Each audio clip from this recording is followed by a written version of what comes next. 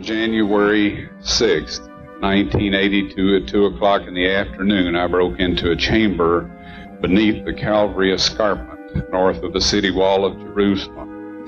In that chamber is the Ark of the Covenant, the table of showbread, and several other things that I didn't see. They were covered with animal skins, with boards, and then with stones. We found the cross hole.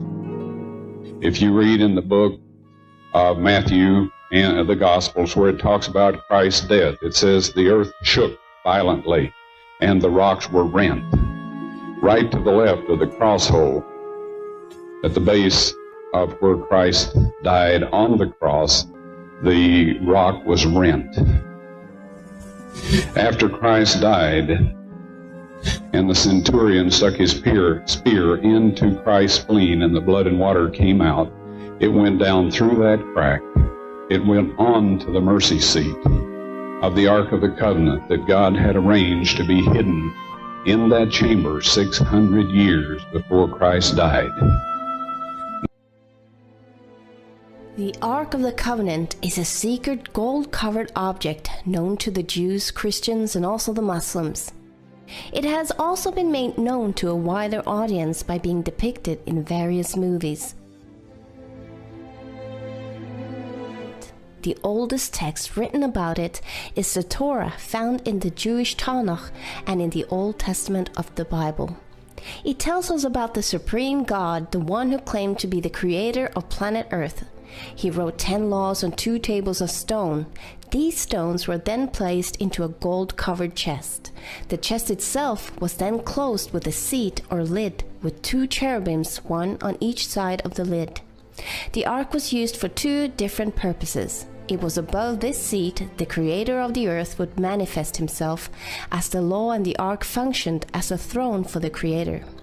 Secondly, it was put into a sanctuary system along with other holy objects.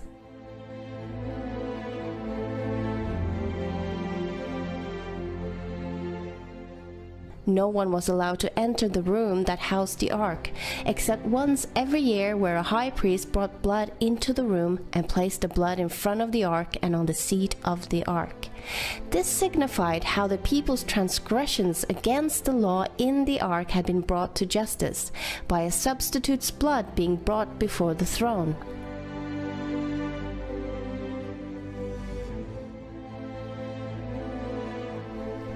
It was later moved to the first temple in Jerusalem. Sometime before the Babylonians besieged the city and destroyed the temple, it is assumed that it was hidden or that it disappeared.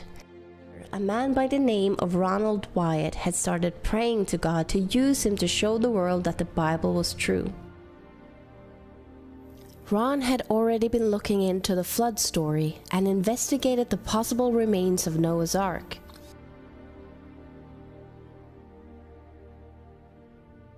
He was also studying the Israel exodus from Egypt and the location where they could have crossed the sea.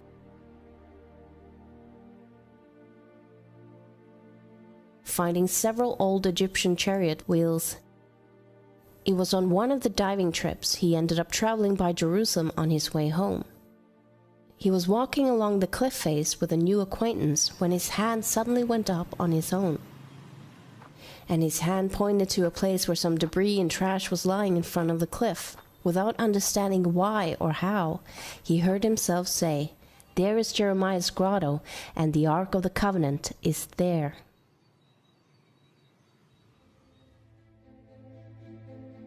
He absolutely saw the possibility that the Ark could be hidden beneath, somewhere in these tunnel systems.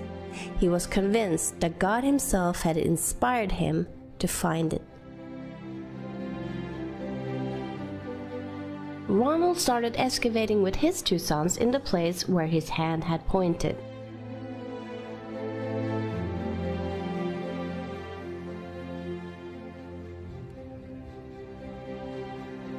As they started excavating, he quickly found 3 niches in the cliff face.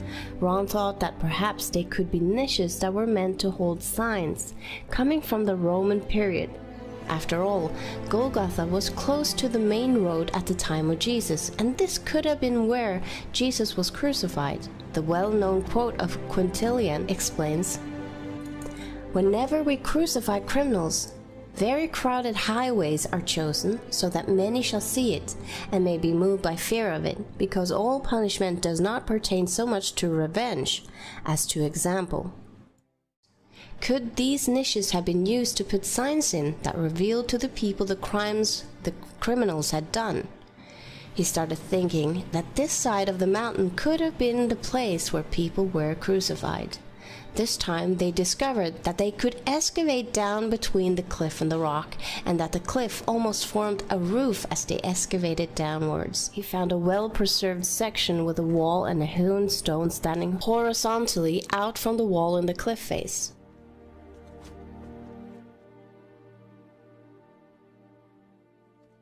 A few feet in front of it, he noticed a square rock that didn't look like a natural shaped rock. He carefully picked it up and found a squarish hole chiseled into the bedrock underneath. Could this have been a cross hole? As he examined this hole and cleared away the dirt around it, he discovered that it had a large crack extending out from it.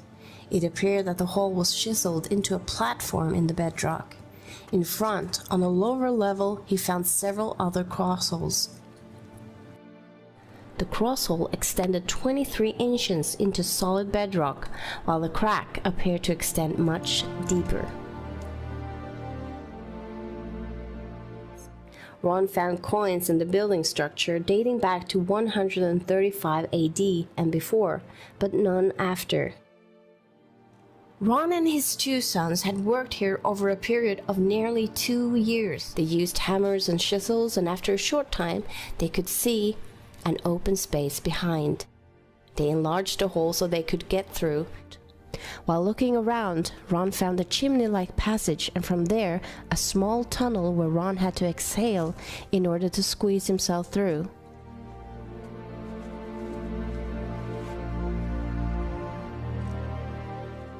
He then noticed a stalactite about 16 inches long in front of the cliff wall.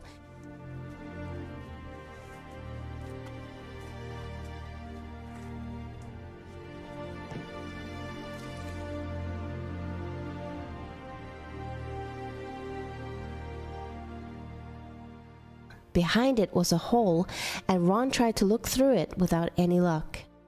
So he enlarged it a little and could see a cave inside, but it didn't look too promising and appeared to be a cave full of rocks.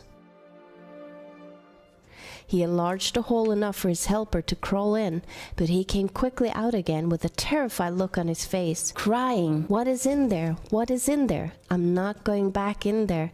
And then he tried to get out of the cave system as fast as he could. Now Ron realized that there might be something there and enlarged the hole enough for him to squeeze himself in.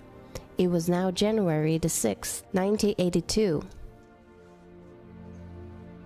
There was about 18 inches of clearance between the rocks and the ceiling.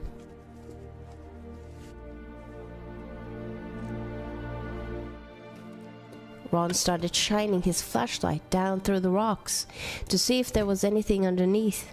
He saw some dry rotten timbers, and under it some dry rotten animal skins that turned into powder when he touched it. He then saw something reflecting back, something shiny and golden. At first he thought it could be the Ark of the Covenant, but when removing the animal's skin, he saw a gold veneered table with a raised molding around the side, which consisted of an alternative pattern of a bell and a pomegranate. Ron felt sure this had to be from the first temple, or the missing tabernacle furniture, and could be the original table of showbread. He then started to investigate the chamber more closely and looked around. He used his light and noticed a crack in the ceiling. Climbing closely to the rocks to the rear of the chamber, he saw a stone case right underneath the crack. It had a flat stone top which was cracked in two, and a smaller section moved to the side, creating an opening into the stone case. But the top was too close to the ceiling for him to be able to look inside it. He noticed a black substance in the crack above it, and some more of the black substance on the edge of the lid, leading into the box. The crack in the ceiling was directly above the cracked part of the lid, where it was open, and some of the black substance had to have fallen into the case. It was at this time, as Ron recalls, as the instant realization of what had happened here dawned on him, that he passed out.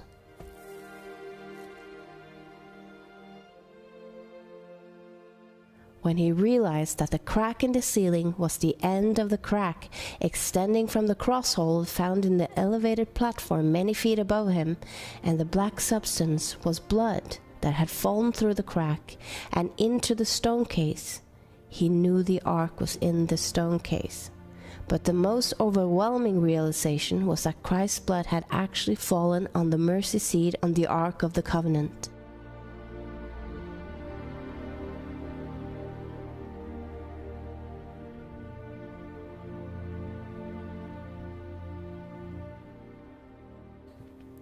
Ron was passed out for some time. He later came back to the cave and managed to confirm that it really was the Ark of the Covenant. He informed the Israeli government of the discovery, but was told to keep it quiet. But Ron could not stay silent for long. Ron visited the chamber several times and reported that several items were in there in addition to the Ark of the Covenant in the stone case. The 7-branch candlestick holder with their lamps from the original sanctuary, the golden altar of incense, the table of showbread, a golden censer, an ephod, a mitra with an ivory pomegranate on the tip, a brass shekel weight, oil lamps and a brass ring, and a very large sword.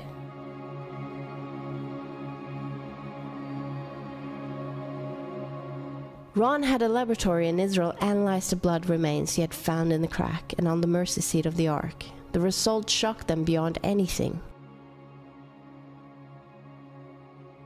First of all, in this analysis, I took the blood into a laboratory in Israel. I just said, please examine this blood and tell me what you can tell me about it. All right? They said, well, look, we're going to reconstitute it. We're going to put it in normal saline and keep it at body temperature for 72 hours with gentle swirling. All right, that's their business. That's great. I said, now I want to be there when you check it out. They said, fine. So I was back. They checked it out. I said, now, they said it's human blood. We can tell that. They did whatever tests they need to do.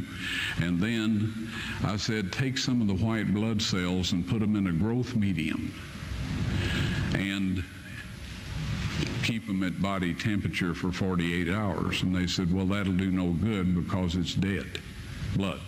I said, would you please do that for me? And they said, okay, we'll do it. So anyway, I said, I want to be there when you take it out and examine it. So I was back there. They took it out, examined it under a microscope, and the one technician called the other one over there, and then they called the boss over there, and they were talking Hebrew a mile a minute there for a little bit, and they looked at me and they said, Mr. Wyatt, this human blood only has 24 chromosomes in it.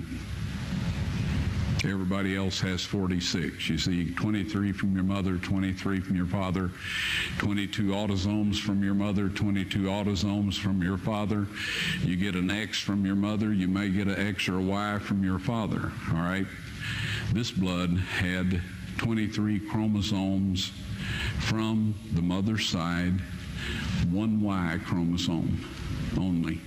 You see, the child could not have developed if they hadn't had the autosomes from the mother. So all of his physical characteristics were determined by his mother's side of the family, her autosomes. His maleness was determined by this one Y that came from the source, not a human male. Then they said, this blood is alive.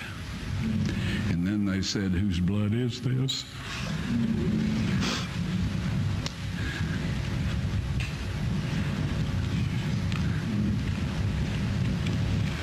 I said, it's the blood of your Messiah.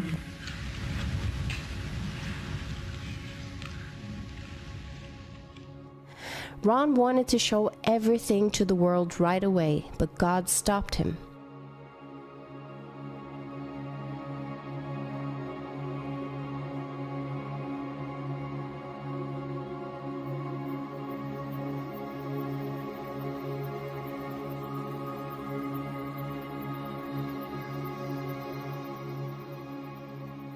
On his fourth visit, the chamber and tunnel were all cleared up and the furniture arranged in their order.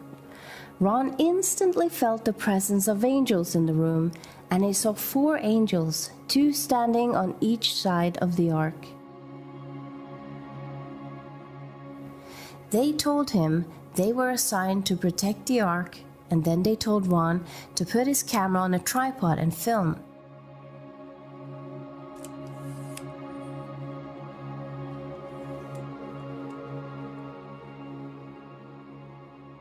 They lifted the mercy seat and helped him take out the 10 Commandments written on the 2 tables of stone.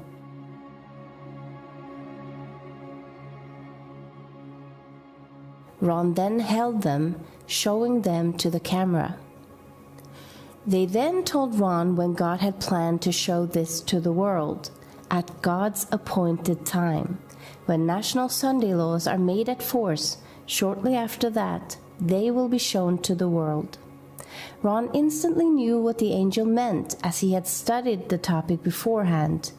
The angel was talking about the enforcement of the mark of the beast, mentioned in Revelation 13 and 14 as the last deception and test coming over the world before Christ's second coming. Ron died in 1999 without seeing it fulfilled. But he knew the evidence of what happened was on tape, and he used his last months and years to tell people about the love of Christ, his sacrifice for us, and then he warned people of the coming mark of the beast law. And I was told that these are to be presented with the blood evidence when the mark of the beast law is passed. Are enforced. Literal than they ever imagined. One evening, Ron Wyatt asked me to take a look at some material from a burial cave to see if these tiny particles were present. Without my knowledge, one of the samples was actually the blood sample that Ron had taken from the Ark of the Covenant dig. The sample was placed under the microscope, and as the specimen began to come into focus, thousands of tiny particles, somatids, if you will, became plainly visible. At that time, Ron, who was standing behind me, began to weep.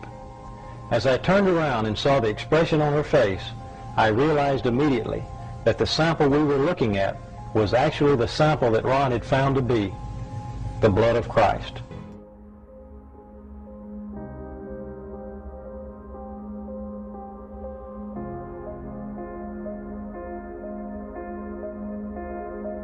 Then saith he to Thomas, Reach hither thy fingers, and behold my hands, and reach hither thy hand, and thrust it into my side, and be not faithless, but believing. And Thomas answered and said unto him, My Lord and my God.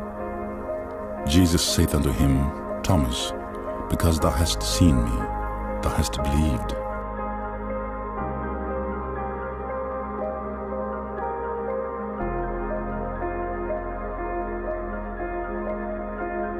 Blessed are they that have not seen, and yet have believed.